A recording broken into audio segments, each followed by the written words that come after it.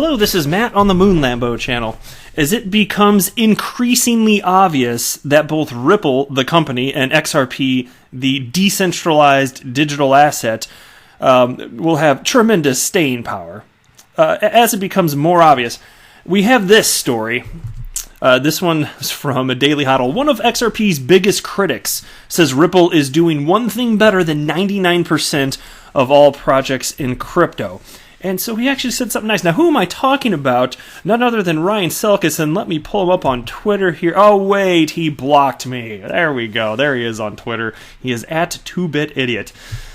I'll tell you, I think he's a smart guy, but I just can't figure out because look, it is absolutely the case that if you study what is happening with the XRP ecosystem and the developers, including Ripple, building on top of the XRP ledger, if you study that from an unbiased point of view, of like I did when I just came into the space, I was a blank slate, no ideology whatsoever. I didn't care about the ideology behind the movement as many Bitcoin maxis saw it. I didn't care. I still don't. So you come in with a blank slate and you just look at the facts. And it couldn't be more obvious that not only does it make sense what Ripple's doing in positioning XRP as a bridge currency, but it's actually taking hold. And so it's always been interesting to me that while Ryan certainly is intelligent, I don't know what it is, but he's looking at the same sets of facts as you and I and coming to completely different, bizarre conclusions. And he could not be, I don't care what he says, he is anti-Ripple and XRP. That's been made very clear in pretty much everything he's ever said, even if he said one or two positive things. So I do want to run through this piece now. This one wasn't time sensitive. It came out yesterday. And so I just kind of briefly ran through it yesterday, and I don't remember a whole lot of what he said. So I want to run through it fresh with you, and I'll just give you my thoughts. I had some initial thoughts yesterday, and I'm sure they'll come back to me as we run through this again. But this type of thing where I get to run through perspectives from others, especially if they're typically against Ripple, it's a lot of fun. And then just trying to engage critically. To me, that's one of the most fun things that I get to do on this channel here. So I hope you guys enjoy that type of content. But before we go any further, if you would please ever so delicately tap that like button, and if you are a fan of Ripple and XRP, and you can tell that the adoption of XRP is obvious because it freaking is, if you just look at data that is publicly available to everyone, go ahead and subscribe to the Moon Lambo channel. We have a good time here. All right, so I'm just going to dive into the real piece. There is a story about it, but what I have on the screen now, this is directly from Ryan Selkis the other day. And he writes this. The latest episode of the Unqualified Opinions podcast with Bitso CEO Daniel Vogel is one that the XRP army is going to love and details how XRP, the asset, not Ripple software, is actually being used for cross-border remittances. Yeah, we understand there's a difference between Ripple and XRP. The only person you need to parse that out to, you could say Bitcoin maxis, but even they, I think, typically understand it. So, yeah, whatever. They just like to conflate the two for the one. Now, of course, Bitso, that's the Mexico-based exchange that is partnered with Ripple, utilizing on-demand liquidity, which, of course, uses XRP as a bridge currency. And then this continues. Before we get to that, contrary to what you might think, I don't hate Ripple or XRP. So say you hear. Yes, I've called out the company leadership for lack of transparency. And by the way, I've just, how many times am I going to have to stop here? I can't make it like 4 sentences in. Lack of transparency. Ripple is the most transparent company on all of blockchain. Bar none. There isn't even a close second. Oh my God. Including the quarterly report of XRP markets, which Ripple chooses to put out, and that the data included in there. They're very transparent about their XRP holdings, including everything that's escrowed, and, well, everything that's not escrowed, too. So anyway, I've called out the company leadership for lack of transparency, and yes, I've compared the company to Dr. Jekyll and Mr. Hyde because of its strange business model. But I actually think Ripple's tech is interesting, and the asset could prove successful under a certain set of admittedly unlikely scenarios. Unlikely. Because who would want remittances to occur faster and at a less costly level in terms of price? Yeah, who would want that? It's unlikely that could ever take hold. And then he continues, here's what I said recently on Abra's Money 3.0 podcast when asked about Ripple. So this is he's quoting himself in this piece here. Well, I think Ripple, the company, has built one of the more impressive tech stacks and has much closer to product market fit than 99% of other projects that are in crypto. The issue has always been that I've called the Jekyll and Hyde of crypto. On the one hand, you've got Dr. Jekyll, who's trying to disintermediate Swift and working with all these banks and got this phenomenal team and board and advisory members, and they are creating interesting tech, solving real problems. And we're very early as pioneers in the industry.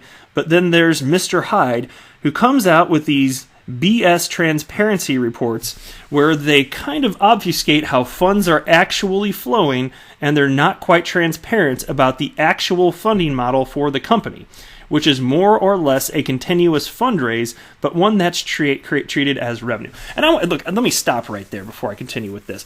Look, I already cited, of course, and I am firm on this, it is the case that Ripple is the most transparent company in all blockchain. They are a private company. They haven't gone public, at least not at this point. We know they will. That much is clear at this point, but they're not. And they're still this transparent. And so the fact that Ryan Salkus would feel that he's owed any of this information, look, where are you coming from with something like that? It's a privately held company. As far as what they're doing to gain money, or to acquire money, funding rounds, this and that, you're not privy to any of that inside information. I would say that Ripple has provided substantially more than you deserve, Mr. Selkis, I say respectfully. I just disagree with you there. Then he writes, the party line is that they just stumbled across this 80% of XRP that was gifted to their balance sheet. A found asset like oil, rather than being sold as a security. But we don't really care about the securities law aspect of it.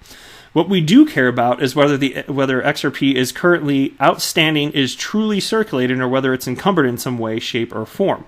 Okay, well, I've talked about this in the past.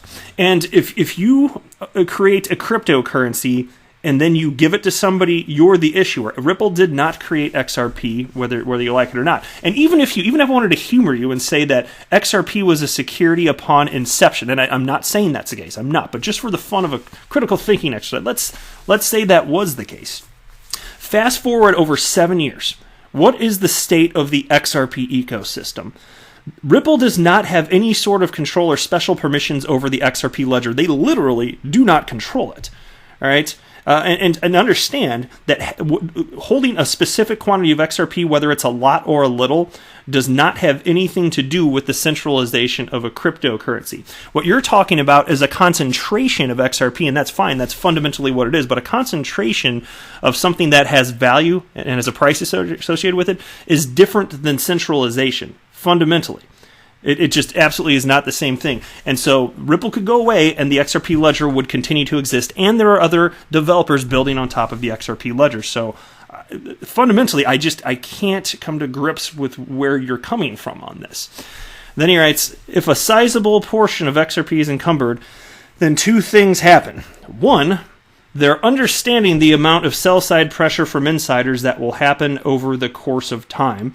And this is what's actually played out over the course of the last 18 months.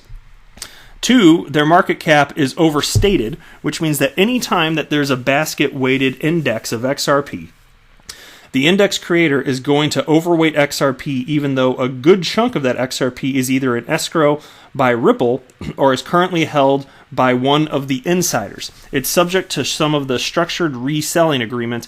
When we started to look into this, it was more about the issue of whether that's at all sensible as a way to report on the supply side. Okay, well, take a look, consider this. The way that CoinMarketCap and Live CoinWatch, and I'm a big fan of Live CoinWatch, by the way. I just disagree with one fundamental thing that they're doing, but it's a fantastic website, good people there. But I'm telling you, the way that they're labeling market cap is not correct. And Ripple agrees with me on this, and so does Yahoo Finance, and so does Forbes. They also have lists of cryptocurrencies by market caps.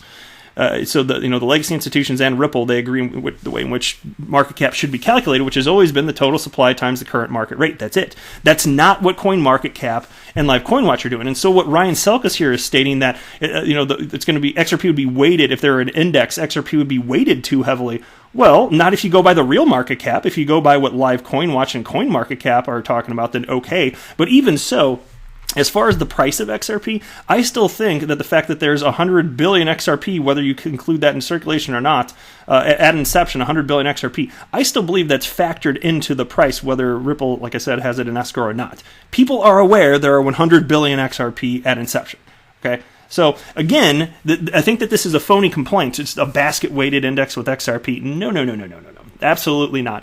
Go by the real market cap and weight accordingly. It's as if you're stating that somebody smart enough to put together an index for customers doesn't understand what real market cap is. And to me, that's nonsensical.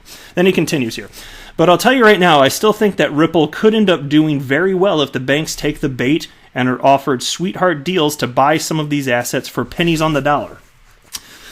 50 cents on the dollar in return for actually partnering very publicly with Ripple. So it's like fake it until you make it coin. The revenue model and what the company actually delivers are two very, very different things. Fake it until you make it.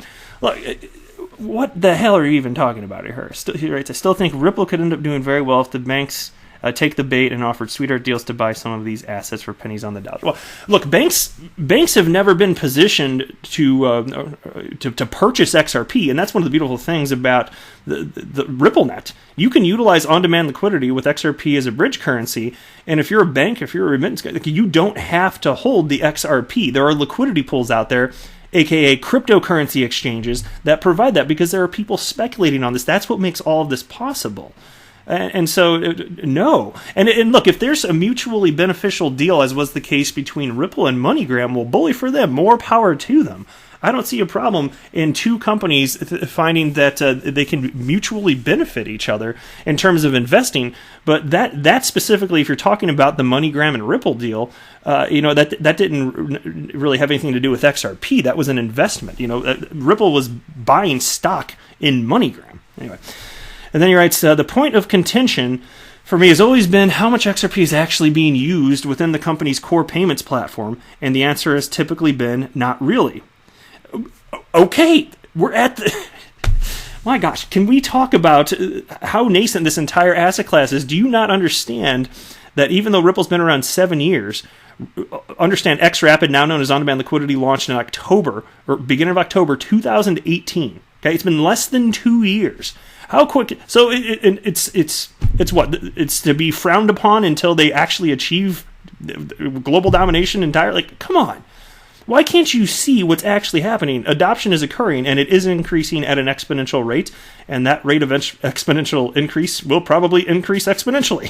So, come on. That's why when you say things like this, I really wish I could understand what the motivation is behind this, because I'm dealing with the same set of actual facts as you, Mr. Selkis, and I don't understand how you're coming to these nonsensical conclusions.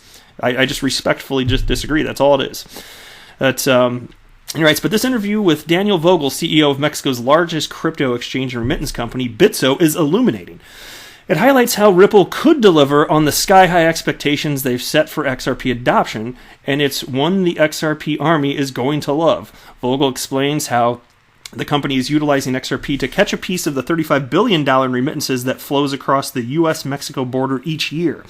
A source mainly from a Ripple portfolio company, MoneyGram. In the U.S., Bitso saw 18 million XRP remittance volume in the final week of December, a figure he claims has been growing 15 to 20% each week. Did you hear that? This Bitso guy says the remittance volume is increasing 15 to 20% each week. And I'm telling you, that type of rate will increase until you hit critical mass. At some point, things will have to slow down a bit because that's just the nature of how this is going to go. But wow, it's ramping up. Daniel says they're aiming to capture 20% of the weekly U.S.-Mexico remittance flow by the end of 2020. Beyond highlighting a clear win for the Ripple team in XRP, this conversion sheds light on a region of the world that is ripe for crypto adoption beyond pure speculation. Bitso's home country of Mexico is home to 125 million people, 87 million of which have smartphones, while only 40 million have bank accounts. Only 22 million of these bank accounts are active, basically the perfect ingredients for crypto adoption. For now, it's at least one example of a market where Ripple and XRP are seeing real traction. Time will tell if that recipe is replicable in other markets. Of course, There are other corridors, and they keep opening up as if the payment flow is occurring from the U.S. To Mexico, as if for some reason there's something unique about the people engaging in that corridor, and only they want to have the savings associated with on-demand liquidity. But the rest of the world, no, we're fine with the legacy system. We would be happy to pay more and have slower transactions with an unacceptably high failure rate via the SWIFT network. Yeah, right. Fat chance. That's it for this video, though. I am not a financial advisor. Do not buy or sell anything because of anything that I say or write. That would be a very, very, very bad idea. Until next time, to the moon, Lambo!